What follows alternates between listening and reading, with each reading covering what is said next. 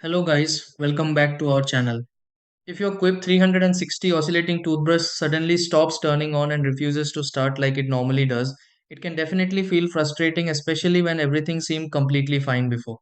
Sometimes the Quip 360 oscillating toothbrush shows no response at all, while other times it briefly reacts and suddenly stops again.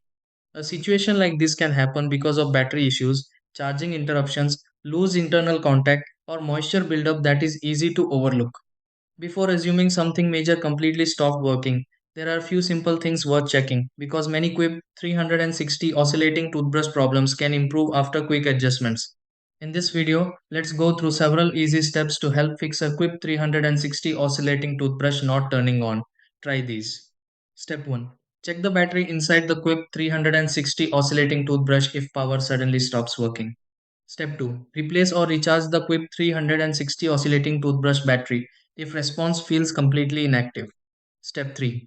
Inspect the power button on the Quip 360 oscillating toothbrush for buildup or moisture.